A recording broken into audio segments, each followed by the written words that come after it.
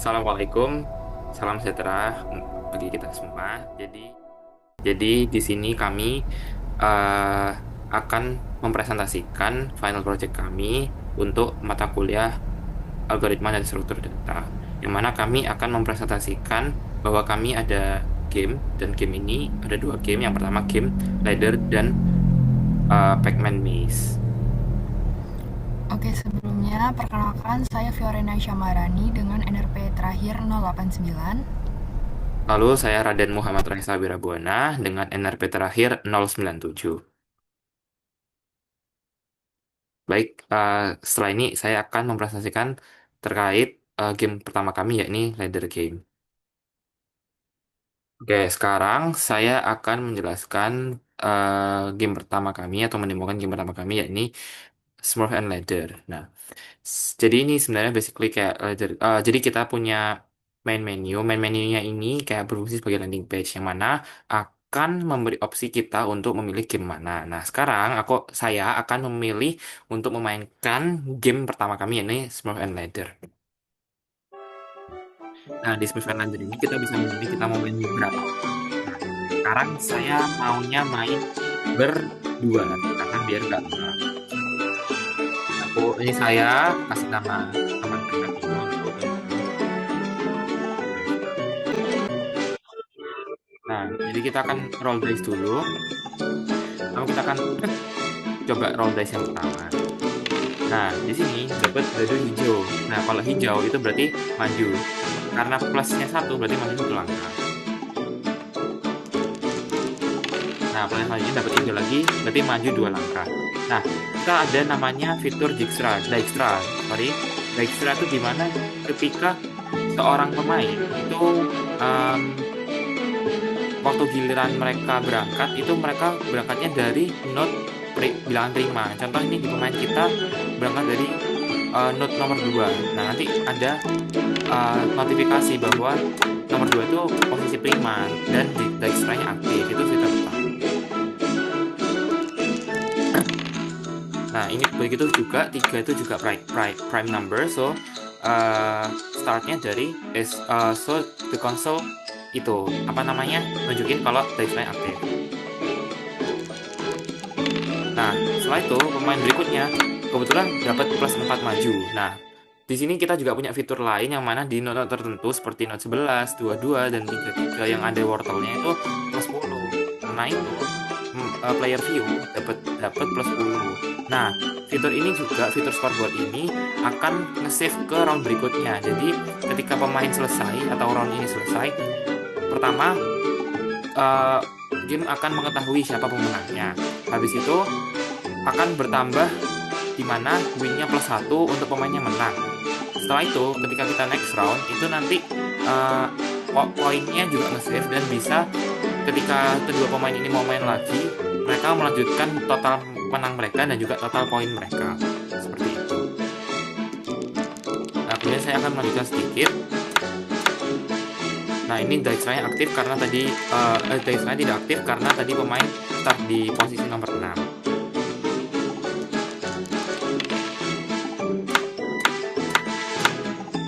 Nah, ini setelah ini Dijkstra-nya akan aktif karena player view akan karena berangkat dari nomor 7. Nah, ini saya juga berangkat dari nomor 13. Nomor 13 harusnya Dijkstra-nya aktif lagi. Nah, karena ini dapat red, Dijkstra-nya nggak aktif karena mundur. Nah, Dijkstra aktif ketika hijau aja.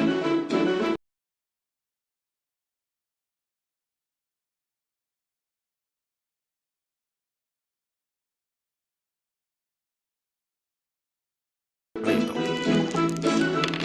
Nah, ini pemain juga dapat plus 5. Nah, plus 5, bentar. Nah, ini juga pemain dapat plus 2. Nah, pemain ini kan di start nomor 14. Setelah ini Vio akan bermain di nomor 14. Nah, 14 itu bukan prima. Jadi, seharusnya Dijkstra-nya nggak aktif. Nah, karena Dijkstra-nya nggak aktif, even di depan dia di node nomor 15 ada tangga, dia nggak akan melewati tangganya. Instead, dia akan lanjut jalan seperti biasanya. Jadi, seperti itu fitur kami. Dan kemudian di akhir nanti, itu ada fitur yang mana bouncing. Nah, fitur bouncing itu gimana? Contoh misalnya pemain ada di note nomor 72. Kemudian dia dapat plus 4 maju. Nah, dia akan tetap maju 2 langkah jadi 73 ke 74. Namun, dua langkah yang tersisa akan digunakan untuk mantul. Jadi dia akan mantul lagi ke 73 dan kembali ke note nomor 72 lagi. Seperti itu. Dari demo game ladder kami. Oke, selanjutnya saya akan menjelaskan bagaimana code Smurf and Ladder tadi dapat berjalan. Yang pertama itu adalah kami menggunakan berbagai class dan resource berupa image yang kami taruh. Yang pertama itu sound itu dengan format WAV, dan image itu untuk board dan pion playernya. Nah, yang pertama di kelas bay.java ini kami digunakan untuk mengintegrasi dua tampilan UI untuk halaman utama tadi, yaitu untuk game Smurf and Ladder dan Maze, dimana kita kalau misalkan kita ngeklik Smurf and Ladder, kita akan mengarahkan langsung ke game Smurf. Untuk selanjutnya ini ada class board. Nah, board ini untuk when initialize, di board itu isinya apa aja? Ada player, ada player dan ada ladder, dan juga ada special nodes. Nah, nodes ini digunakan apabila dia menginjak ke nodes itu untuk pertama kalinya, dia akan menambah atau mengurangi skor sesuai dengan bagaimana ini telah disetting. Terus di class board node, nah ini untuk menginitialize board node-nya tersebut. Terdapat 74 nodes yang akan diletakkan pada board tersebut, karena board itu merupakan image. Dan ini untuk ladder, class ladder. Nah, ladder ini terdapat bottom sama top. Sebagai bottom itu tempat kita akan naik ke node top. Nah, ini untuk board, class board panel. Di sini kita menggambarkan board panel yang ada di sebelah kiri, yaitu berisi boardnya yang berupa image dan player, dan juga ada node-nya. Nah, di sini untuk player itu akan diletakkan awalnya di node pertama, lalu node-nya itu akan digambarkan dengan posisi yang sudah ditentukan dari 1 sampai 74 ini. Nah, bagaimana cara kami menentukannya? Yaitu menggunakan class calibration mode.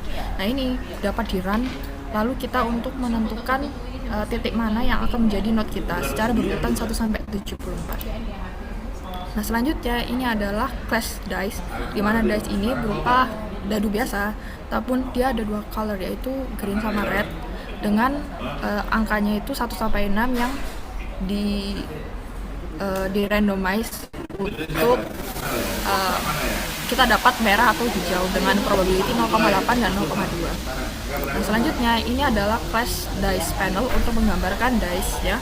Nah, seperti dice pada umumnya, dia akan berupa kotak dengan angka dengan dot 1 sampai 6, dengan paint komponennya tuh bisa hijau dan bisa merah. Nah, ini untuk mengaktifkan Dijkstra algorithm, di mana kalau misalkan player itu menginjakkan node di bilangan prima, maka untuk next turn-nya dia Dijkstra ini akan diactivate untuk menentukan shortest path. Nah, ini class game stats untuk mengurutkan top 3. Sebenarnya kalau misalkan dua player juga top 2 player dengan skor yang paling tinggi kalau berdasarkan selama permainan itu mereka sudah nambah skor atau kurang skor sebanyak berapa. Nah, ini untuk class movement manager, di mana class movement manager ini untuk bagaimana mereka itu bergerak. Jadi apabila dia kita akan merecord setiap player itu majunya seperti apa dan mundurnya seperti apa. Jadi kita kalau misalkan dia mundur, dia akan mengikuti path sesuai bagaimana mereka tuh maju, seperti menggunakan Dijkstra algorithm. Jadi kalau misalkan di step sebelumnya mereka naik tangga, maka step selanjutnya kalau misalkan mereka turun tangga, mereka juga akan menuruni tangga tersebut. Nah, yang ini untuk playernya kita punya atribut name, position, color, score, sama win, di mana di sini akan terdisplay di UI sebelah kanan dari display tersebut. Di sini untuk getternya berupa name, position, color, score, sama win-nya juga seperti apa. Nah, di sini untuk sound manager kita menggunakan sound manager dari resource dari resource dan sound. Jadi kita initialize masing-masing untuk permainan ini, dice clip, move clip, victory clip, sama dame clip. Di sini untuk posisinya tuh ada di mana saja. Dengan ketentuan untuk play dice, play move, sama play victory itu hanya dimainkan ketika ada requirement tertentu, seperti ketika roll dadu baru dimainkan play dice dan seperti itu. Sementara untuk theme songnya dia akan dimainkan terus menerus. Nah, ini untuk turn manager. Turn manager ini menggunakan queue di mana pemain pertama akan dimulai duluan sampai pemain terakhir, dan untuk turn selanjutnya dia akan mulai dari pemain pertama. Dan terakhir untuk initialize game GUI-nya, yaitu untuk set papannya di kiri itu sebagai papan dari permainan ini, dan kanan itu untuk menampilkan dice, statistik, sama informasi mengenai movement mereka sudah sampai mana. Kurang lebih seperti itu untuk penjelasannya. Oke, selanjutnya saya akan menjelaskan mengenai demo game kita selanjutnya, yaitu Pac-Man Maze. Di sini untuk landing page-nya dan untuk masuk ke Pac-Man Maze kita hanya perlu langsung klik di menu Pac-Man. Nah, ini ada maze-nya. Di sini kita bisa ganti-ganti maze dengan mengklik new maze. Di sini akan ganti maze terus-menerus. Nah, lalu di sini ada dua metode untuk cara Pac-Man ini mengunjungi semua titik dari A sampai D, yaitu menggunakan BFS tree dan atau DFS tree. Nah, di sini untuk BFS tree-nya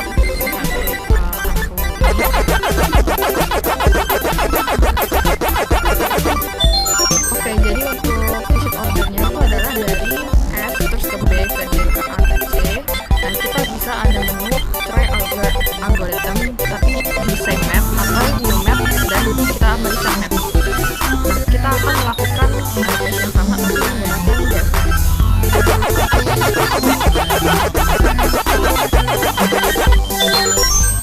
Oke, di sini untuk node yang dia secara urutan kunjungi itu ada S, B, D, A, C. Mungkin bisa diklik di try order and same map, tapi kita pakai weighted grab. Nah, weighted grab ini kita klik, terus kita terdapat water, sonoma, atau grass. Yang masing-masing itu cost-nya itu berbeda. Nah, kita pertama harus menentukan titik awal dan titik finish untuk dia mencari shortest path, misalkan dari ujung ke ujung.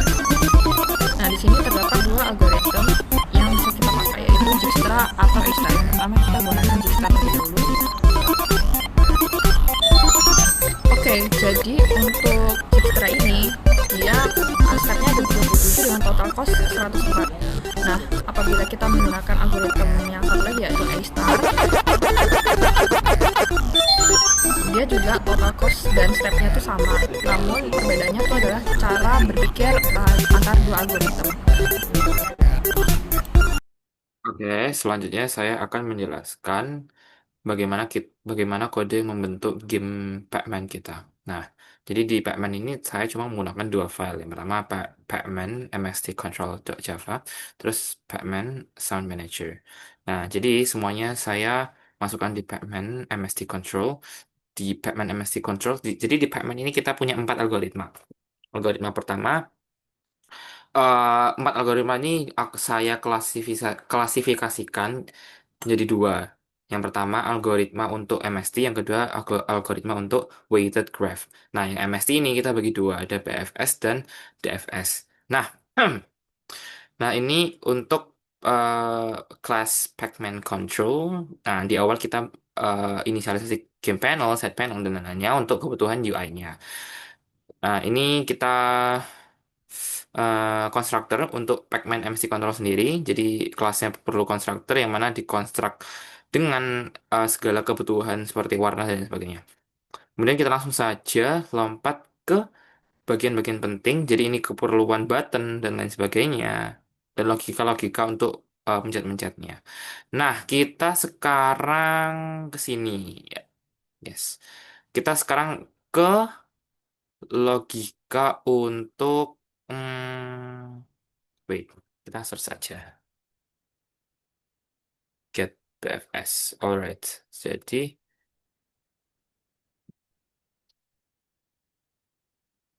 nah, jadi ini ada yang namanya get BFS path. Nah, jadi ini logika untuk mendapatkan path BFS. Kita menggunakan queue. Kemudian BFS itu apa sih? BFS itu kita nyari untuk mendapatkan MST, untuk mendapatkan tree, tapi dengan cara level yang sama dulu, dengan cara menyebar, breadth first search. Jadi kita menyebar level yang sama. Jadi ini kita gunakan queue, terus kita juga gunakan array boolean visit. Jadi kita nge-track kemana saja yang udah di visit, karena kita breadth first search. Breadth first search. Habis itu setelah itu kita punya getDFS. Nah, getDFS ini saya pakai helper. Nah, getDFS juga mirip-mirip kita pakai boolean visit. Jadi kita juga tracking ke mana aja sih node yang sudah divisit karena agar tidak menghasilkan sebuah cycle karena nggak boleh cycle kan kalau dari itu. Nah, di situ ada DFS helper yang mana helper ini untuk membantu DFS kan DFS itu ke dalam. DFS itu kita mencari path untuk tree yang mana mendalam, nggak melebar seperti BFS. Nah, helpernya ini berfungsi untuk menentukan sekarang itu sudah sampai titik mana sih? Sekarang udah sampai koordinat mana untuk mencapai titik tree yang terdalam. Nah, setelah itu kita ada Dijkstra. Dijkstra itu gampangannya kita mm, mendeteksi semua node yang ada untuk menentukan shortest path dari titik yang ditentukan. Jadi, di Dijkstra ini, di mode weighted graph ini, kita akan tentukan dulu, kita mau mau nemuin dari titik mana ke titik mana sih? Oh, kita mau nemuin dari koordinat 1,1 ke 3,2. Nah, itu kita bisa milih pakai Dijkstra atau A-star. Nah, untuk Dijkstra, kita kita nyari possibility atau nyari semua node itu harganya berapa. Nah, harga-harganya itu ada mode, ada air sama ada grass. Grass itu hitam biasa. Nah, kalau misalnya itu ada weightnya sendiri-sendiri, seperti misalnya ini, kalau misalnya grass itu satu, warnanya hitam, kalau mood itu lumpur, warnanya coklat, costnya 5, dan water itu 10, seperti itu. Nah, sekarang kita kembali ke get Dijkstra-nya. Nah, karena kita udah get Dijkstra, itu basically kita awalnya nggak tahu node itu berapa, satu node itu cost-nya berapa, jadi kita set integer max value atau tak hingga. Setelah itu, kita bakal inisialisasi di sini bahwasannya eh, sebuah node udah tervisit dan udah ada nilainya, seperti itu. Nah, lalu ini apa bedanya dengan A star? Wait. Get A star path. Nah, get A star path basically itu sama kayak Dijkstra. Lalu dia gunakan yang membedakan adalah di sini kita inisialisasi priority queue.